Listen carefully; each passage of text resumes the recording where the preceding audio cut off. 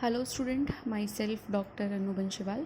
और आज का ऑनलाइन लेक्चर का हमारा टॉपिक होगा equation reducible to exact differential equation, यानी कि ऐसी इक्वेशंस जो हमारे पास में एग्जैक्ट नहीं है और उन्हें हम किस तरीके से एग्जैक्ट डिफरेंशियल इक्वेशन के अंदर रिड्यूस करेंगे, वही हम इस टॉपिक के अंदर, इस लेक्चर के अंदर डिस्कस करेंगे। तो सबसे पहले हम देख लेते हैं डेफिनेशन।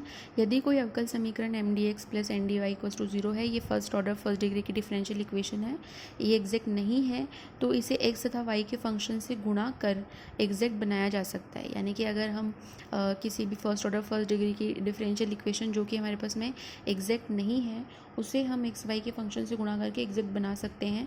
और ये जो फंक्शन हम उस इक्वेशन से गुणा करेंगे, ये जो फंक्शन है वो हमारे पास में क्या कहलाता है, समाकलन गुणांक कहलाता है, इंटीग्रेशन फैक्टर, और इसे मतलब शॉर्ट में IF भी लिखते हैं। तो ये IF जो है वो फर्स्ट ऑर्डर फर्स्ट डिग्री की डिफरेंशियल इक्वेशन जो कि एग्जैक्ट नहीं है, उनके लिए हम किस तरीके से निकालते हैं, इसको निकालने का मेथड क्या होता है, उसके लिए हम देखते हैं। तो M D x plus N D Y equals to zero कोई आपकी फर्स्ट ऑर्डर फर्स्ट डिग्री की डिफरेंशियल इक्वेशन है। इसके अनेक समाकल गुणांक होते हैं, यानी कि मान लीजिए कि अगर एक्स और वाई की कोई भी फंक्शन जैसे 1/x है, उससे गुणा करने पर ये इक्वेशन जो है वो मेरे पास में एग्जैक्ट बन गई। तो हो सकता है कि y/x से गुणा करने पर भी ये क्या हो जाए, एग्जैक्ट बन जाए। तो इस तरीके से एक जो फर्स्ट ऑर्डर फर्स्ट डिग्री की डिफरेंशियल इक्वेशन है उसको एग्जैक्ट बनाने के लिए हमारे पास में अनेक समाकल गुणांक होते हैं, परंतु इन्हें ज्ञात करने के लिए कोई व्यापक विधि जो है वो हमारे पास में नहीं है, मतलब कोई जनरल मेथड जो है वो नहीं है। बट हम कुछ रूल्स और कुछ मेथोलॉजी अपना के जो है वो IF का मान निकालते हैं। बट हमने यहाँ पर कुछ जो मेथड है वो IF निकालने के लिए डिस्कस किए हैं, जिनमें पहला मेथड है हमारे पास में इंस्पेक्शन मेथड। इंस्पेक्शन मेथड जिसका मतलब है हिंदी में निरीक्षण विधि। निरीक्षण विधि में हम क्या करते हैं, तो उसको पढ़ने से पहले हम सबसे पहले एग्जैक्ट डिफरेंशियल इक्वेशन की जो बेसिक डेफिनेशन है उसको एक बार डिस्कस करेंगे फिर से। तो हमने एग्जैक्ट डिफरेंशियल इक्वेशन की डेफिनेशन में एक प्रिमिटिव वर्ड का यूज़ किया था, जिसमें हमने कहा था कि अगर किसी डिफरेंशियल इक्वेशन के प्रिमिटिव से हम उसे वापस व्युत्पन्न कर लें तो ऐसी डिफरेंशियल इक्वेशन जो है वो क्या कहलाती है, एग्जैक्ट कहलाती है। और इसी की हमने सेकेंड डेफिनेशन पढ़ी थी कि अगर किसी डिफरेंशियल इक्वेशन का प्रत्येक पद, यानी कि उसकी एवरी टर्म जो है वो किसी फलन का एग्जैक्ट डिफरेंशिएशन हो, तो वो इक्वेशन क्या कहलाती है, एग्जैक्ट डिफरेंशियल इक्वेशन कहलाती है। तो इन्हीं दो, मतलब जो बेसिक जो डेफिनेशन में हमने दो टर्म यूज़ करी थी, उसी का यूज़ करके हम इंस्पेक्शन मेथड में IF निकालने की कोशिश करेंगे। तो यहाँ इसको समझने के लिए हमने साथ में एक एग्जांपल भी लिया है। Example y/dx minus x/dy plus 1 plus x² dx plus x² sine y dy equals to 0। अब जो ये एक्सरसाइज का एग्जाम्पल है, इसमें तो मुझे पता है कि equation reducible to exact differential equation का ये एक एग्जाम्पल है, तो ऑब्वियसली ये एग्जैक्ट नहीं है और मुझे इसको एग्जैक्ट में रिड्यूस करना है। बट एग्जाम के अंदर जब ऐसे क्वेश्चन आते हैं तो फर्स्ट हम चेक करेंगे कि ये एग्जैक्ट डिफरेंशियल इक्वेशन है या नहीं है। तो आप एग्जैक्ट डिफरेंशियल इक्वेशन कैसे चेक करते हैं, m और n का मान निकालते हैं, del m upon del y निकालते हैं, del n upon del x निकालते हैं। अगर इन दोनों की वैल्यू बराबर नहीं है, दैट मीन्स ये जो डिफरेंशियल इक्वेशन है वो क्या है, नॉन एग्जैक्ट डिफरेंशियल इक्वेशन है। तो यहाँ पर चूँकि ये टॉपिक का कंटिन्यूएशन है, तो मैं मान के चल रही हूँ कि ये एक नॉन एग्जैक्ट डिफरेंशियल इक्वेशन है। आप इसे चेक कीजिए पहले कि ये एग्जैक्ट है या नहीं है। तो अब हम इस नॉन एग्जैक्ट डिफरेंशियल इक्वेशन को एग्जैक्ट डिफरेंशियल इक्वेशन में कन्वर्ट करने की कोशिश करेंगे। तो हमें यहाँ पर इस बेसिक डेफिनेशन का यूज़ करना है कि प्रत्येक पद किसी फलन का क्या हो, एग्जैक्ट डिफरेंशियल हो। तो हम यहाँ देख रहे हैं कि y/dx माइनस x/dy, ये कुछ हमारे पास में x/y का डिफरेंशिएशन बन रहा है, लेकिन यहाँ पर माइनस का साइन आ रहा है, तो ये थोड़ा बहुत प्रॉब्लमेटिक हो सकता है। बट जो हमें दिखाई दे रहा है कि यहाँ x/y का थोड़ा मतलब डिफरेंशिएशन बनने का अजम्पशन हम कर सकते हैं। 1 प्लस x² जो है ये टर्म हमारे पास में किसी का डिफरेंशिएशन नहीं बन रहा है ईजिली, और यहाँ पे x² साइन वाई dy है। तो अगर ये xy को छोड़ दिया जाए तो साइन y जो है वो सिंपली cos y का डिफरेंशिएशन हो जाएगा, और cos y का डिफरेंशिएशन माइनस साइन y होता है, तो यहाँ पर हम माइनस का साइन भी कॉमन रख सकते हैं। तो देखा जाए तो इस इक्वेशन के इस टर्म के अंदर ये जो x² की टर्म है वो थोड़ी प्रॉब्लमेटिक टर्म है। तो हम क्या करेंगे, इस टर्म से पूरी इक्वेशन में क्या करेंगे, भाग दे देंगे। भाग देने के बाद में हमने देखा कि जो हमारी इक्वेशन है वो कुछ इस फॉर्म में रिड्यूस हो चुकी है। तो यहाँ अगर हम थोड़ा सा ट्राई करें तो ये जो टर्म्स हैं वो एग्जैक्टली डिफरेंशिएशन बन रही है कुछ फंक्शंस का। तो यहाँ अगर हम माइनस कॉमन ले लें तो हमारी जो टर्म है वो क्या हो जाएगी, x/dy minus y/dx upon x²। तो ये सिंपल y अपॉन x का डिफरेंशिएशन बन रही है। और इसी तरीके से 1+1/x² जो टर्म है वो सिंपल हमारे पास में x माइनस 1/x का डिफ्रेंशिएशन बन रही है। और इसी तरीके से जो साइन y है वो मैं पहले ही बता चुकी हूँ माइनस कॉस y का डिफ्रेंशिएशन बन रही है। यानी कि जो डिफरेंशियल इक्वेशन है उसका प्रत्येक पद जो है, प्रत्येक जो टर्म है वो किसी फंक्शन की एग्जैक्ट क्या बन रही है, डिफरेंशिएशन बन रही है। एग्जैक्ट डिफरेंशिएशन बन रहा है, इसका मतलब ये जो इक्वेशन है वो हमारे पास में क्या है, एग्जैक्ट डिफरेंशियल इक्वेशन बन सकती है। तो यहाँ पर हमने इस तरीके के फंक्शन निकाले हैं जो हमारे पास में एग्जैक्ट डिफरेंशियल है। उसको फिर हम इंटीग्रेशन करके और इसका सॉल्यूशन निकाल लेंगे। तो यहाँ पर हमने सिंपल इंस्पेक्शन मेथड में कुछ नहीं किया, सिर्फ डिफरेंशियल इक्वेशन को ऑब्ज़र्व किया। अगर किसी टर्म के भाग देने से या गुणा करने से आपकी जो इक्वेशन का प्रत्येक पद है, प्रत्येक टर्म है, वो किसी फलन का एग्जैक्ट डिफरेंशियल इक्वेशन बन रहा है तो हम उसे एग्जैक्ट डिफरेंशियल इक्वेशन बना के सॉल्व कर सकते हैं। अब नेक्स्ट जो है हम अनदर रूल्स और रेगुलेशन देखेंगे जिससे हम किसी भी नॉन एग्जैक्ट डिफरेंशियल इक्वेशन को एग्जैक्ट डिफरेंशियल इक्वेशन में रिड्यूस कर सकें। तो यहाँ पे कुछ रूल्स हैं जिनसे हम क्या कर सकते हैं, इंटीग्रेटिंग फैक्टर जो है वो फाइंड आउट कर सकते हैं। तो फर्स्ट जो हमारे पास में रूल है वो क्या है कि अगर हमारे पास में फर्स्ट ऑर्डर फर्स्ट डिग्री की कोई डिफरेंशियल इक्वेशन है और साथ में वो होमोजीनियस भी है बट एग्जैक्ट नहीं है, तो हम क्या करेंगे, सिंपल जो m की टर्म है उसको x से मल्टीप्लाई कर देंगे और n की टर्म जो है वो y से मल्टीप्लाई कर देंगे। अगर इन दोनों टर्म्स का प्लस जो है वो डज़ नॉट इक्वल्स टू 0 आ रहा है तो 1/mx + ny का जो एक्सप्रेशन होगा वही हमारा क्या हो जाएगा, इंटीग्रेटिंग फैक्टर हो जाएगा। हमें ध्यान रखना है कि इंटीग्रेटिंग फैक्टर से एक नॉन एग्जैक्ट डिफरेंशियल इक्वेशन को गुणा करके हम क्या बना सकते हैं, उसको एक एग्जैक्ट डिफरेंशियल इक्वेशन बना सकते हैं।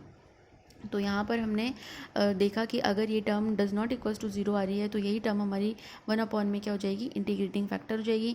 बट मान लीजिए अगर ये टर्म आपके पास में 0 के बराबर नहीं आ रही और 0 आ गई है, तब हम इस जो फर्स्ट ऑर्डर फर्स्ट डिग्री की differential equation, homogeneous differential equation को सिंपल जैसे हम होमोजीनियस इक्वेशन के लिए डिफरेंशियल इक्वेशन को सॉल्व करते हैं उस मेथड से सॉल्व करके इसका आंसर निकाल सकते हैं।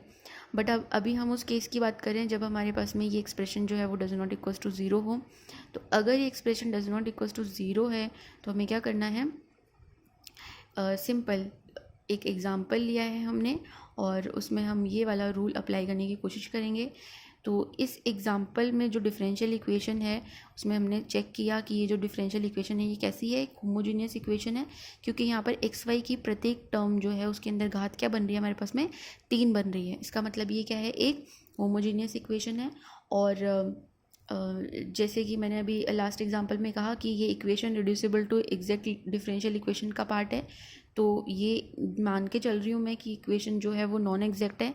लेकिन एग्ज़ाम में आपके पास में अगर ये क्वेश्चन आ रहा है तो आप फर्स्ट इसको चेक करेंगे कि ये एग्जैक्ट है या नहीं है, और इसका प्रोसीजर आपको पता है, del m/del y और del n/del x निकाल के इसको चेक करेंगे। यहाँ पर भी एक्चुअल में मैंने चेक कर ही लिया है, तो इसी तरीके से आपको एग्जाम में भी इसको चेक करना है। तो यहाँ पर हमने चेक कर लिया, उसके बाद में हमने mx + ny का एक्सप्रेशन निकाला तो हमारे पास में -y⁴ जो है वो वैल्यू निकल के आ गई, जो कि क्या है, डज़ नॉट इक्वल्स टू 0 है। इसका मतलब जो हमारा IF है वो क्या हो जाएगा, 1/mx + ny का जो एक्सप्रेशन आया है, यानी कि माइनस का 1/y⁴ जो है वो हमारा IF हो गया। इस IF से हम क्या करेंगे, पूरी इक्वेशन को गुणा कर देंगे। गुणा करने के बाद और थोड़ा सा सिंप्लीफाई करने के बाद में हमारी जो इक्वेशन है वो लास्टली इस फॉर्म में क्या हो जाएगी, रिड्यूस हो जाएगी। इस फॉर्म में रिड्यूस होने के बाद में अब ये जो इक्वेशन नॉन एग्जैक्ट थी वो एक्चुअल में किस में चेंज हो गई है, एक एग्जैक्ट डिफरेंशियल इक्वेशन में चेंज हो गई है। फिर भी अगर आपको लगता है कि मुझे चेक करना है कि ये एग्जैक्ट है या नहीं है, तो वही मेथड है, m और n निकालिए, इन दोनों का पार्शियल डेरिवेटिव निकालिए y और x के रिस्पेक्ट में, और चेक कर लीजिए कि क्या ये एग्जैक्ट है या नहीं है। तो यहाँ हम देखेंगे कि IF से मल्टीप्लाई करने के बाद में एक नॉन एग्जैक्ट डिफरेंशियल इक्वेशन जो है वो एग्जैक्ट फॉर्म में कन्वर्ट हो गई है।